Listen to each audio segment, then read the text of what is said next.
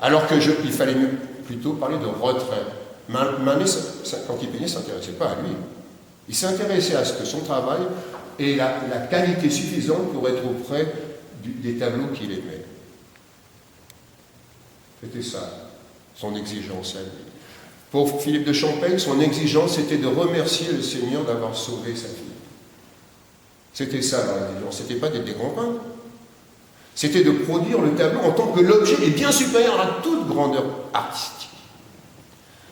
Donc là, la dimension poétique est poussée à son maximum, comme chez les grands poètes, évidemment, qui font que jamais c'est la poésie du poète qui compte, c'est l'événement poétique de la poésie qu'un homme, qu'on appelle poète, a permis de faire venir au monde pour nous, pour notre considération et surtout pour notre sauvegarde. Voilà.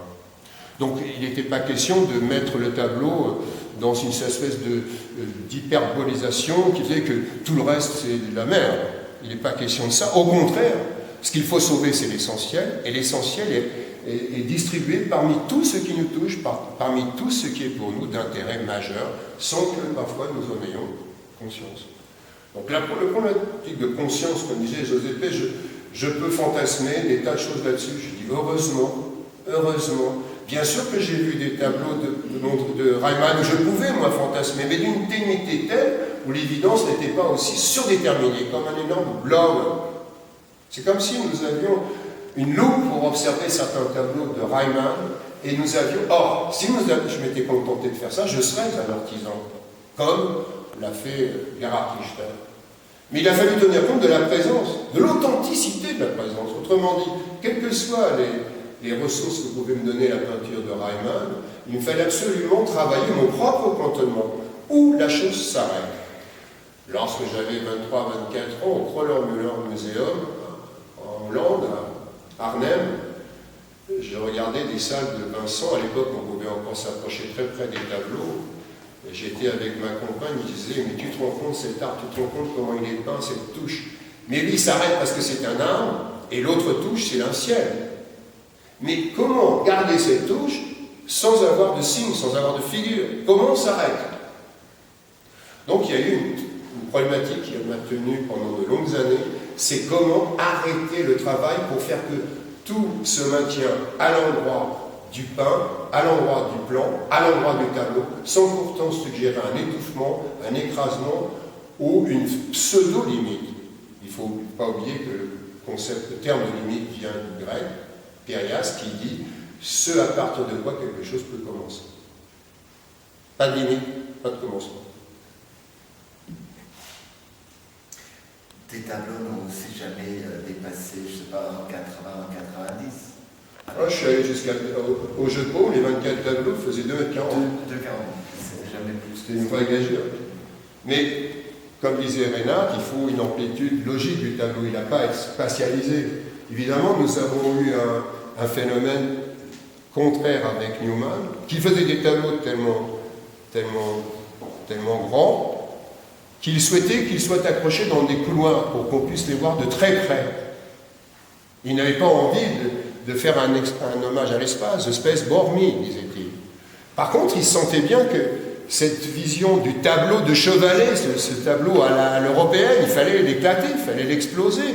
On le retrouve maintenant grâce à l'inquiétude américaine, la vaste inquiétude américaine. Sans l'énorme prouesse américaine, aujourd'hui, nous ne serions incapables de peindre. C'est-à-dire de maintenir le tableau dans la considération ontologique, c'est-à-dire de la considération humaine, de l'être humain, voilà, du Dasein, nous ne pourrions pas. Donc, il s'est passé quelque chose de merveilleux avec Matisse, l'atelier rouge, m'a souvent choqué, ému, et d'autres, Picasso, bien entendu, etc.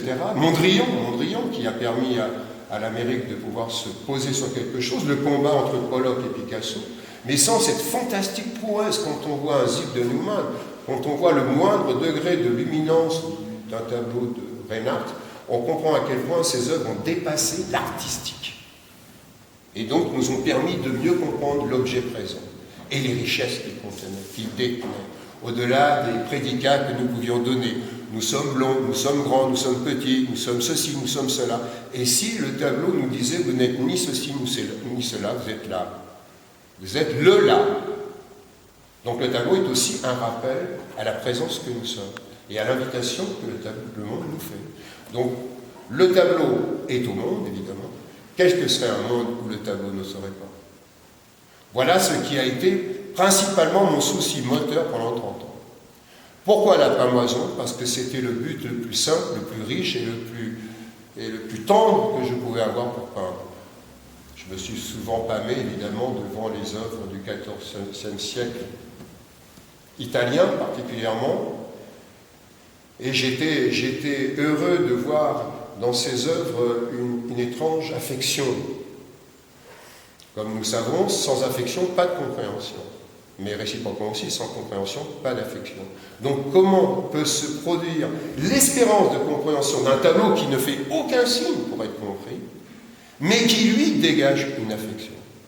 Donc à nous comprendre et de se sentir suggéré d'affection, et réciproquement à nous d'avoir de l'affection et de laisser venir à nous la compréhension plastique. Bon, je ne voudrais pas enliser, surtout si vous avez quelques questions les plus humbles, elles seront les plus importantes. Je peux poser une? Bah oui. Je n'ai pas référence, mais tu parles de Reimann qui était pour toi, tu avais trouvé des ressources. Et Reimann dit, je ne peins pas un tableau blanc, je peins de la peinture blanche. Et effectivement, quand Reimann ouvre un tableau, il ne sait pas devant quoi il est, avant que le premier geste fonctionne.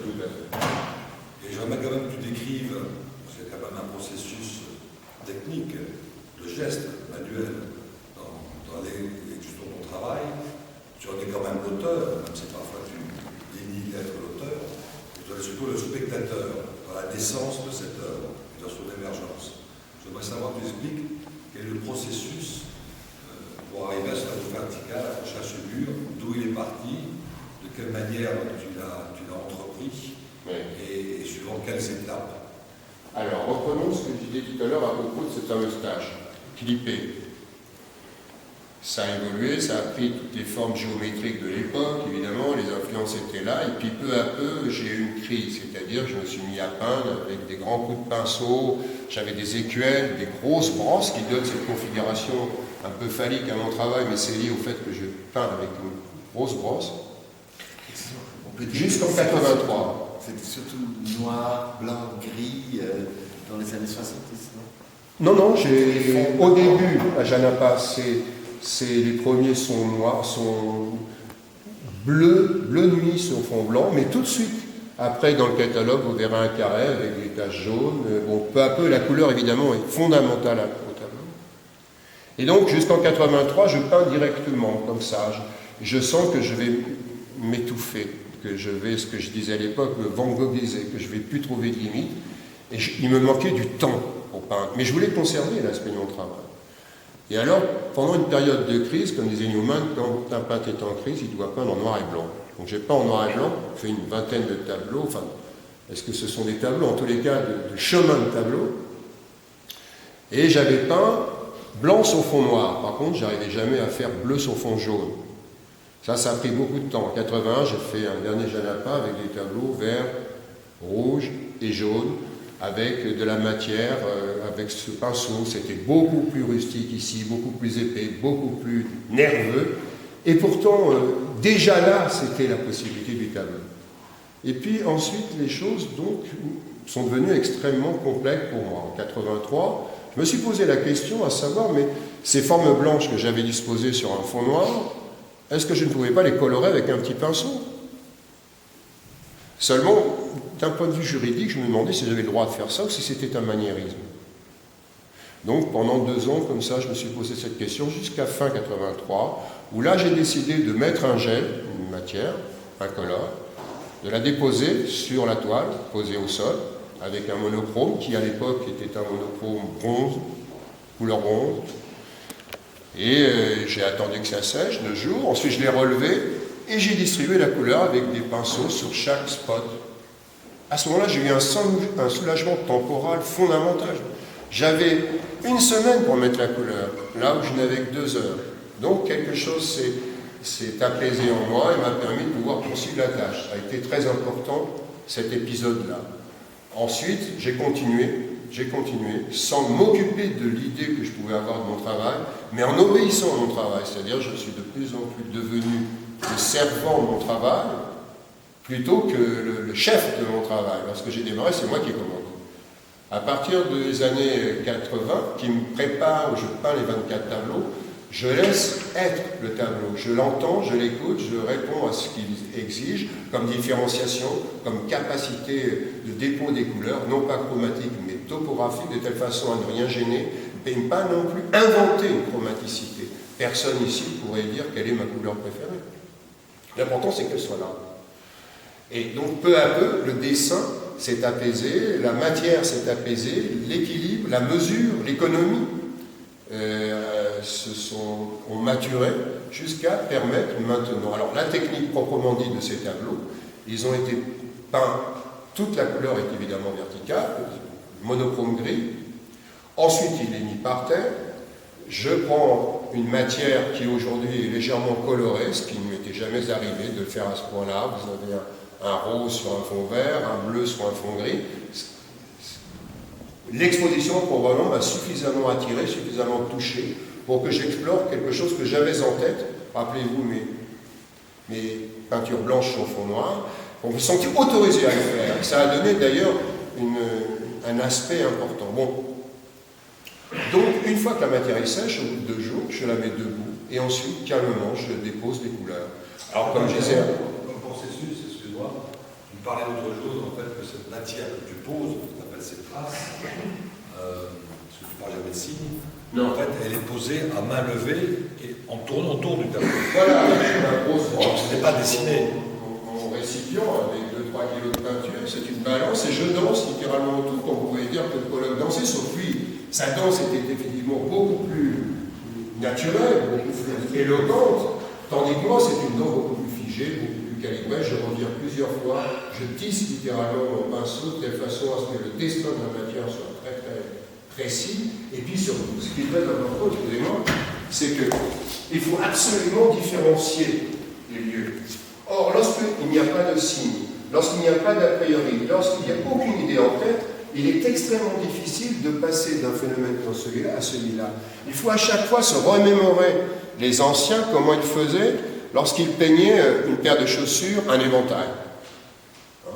Goya, Manet, etc. Et revenir à ces capacités de différenciation, évidemment, en supprimant la figuration, suivant la paire de chaussures et l'éventail, mais en gardant l'événement de synchronicité entre la paire de chaussures et l'éventail. Donc ça, c'est le plus difficile quand je dépose la couleur, c'est qu'à chaque fois, il faut renouveler l'impact, parce que quand la couleur viendra, elle voudra être à sa place. Il n'est pas question que ce jaune et ce blanc se confondent. Donc, toute sérialité, toute structure de la peinture dans l'abstraction de la première moitié du XXe siècle est évidemment éloignée. Donc ça, c'est vraiment une problématique extrêmement fondamentale. Et une fois que la matière est sèche, la couleur va venir s'ajuster avec bonheur parce qu'elle sait que là où elle est, elle ne sera jamais confondue avec une autre. Il y a une sorte de zélos en grec, ça veut dire jalousie, des couleurs. C'est-à-dire que si une couleur a la même forme qu'une autre, elle est malheureuse. Et donc, nous n'avons pas ce bien-être-là du tableau.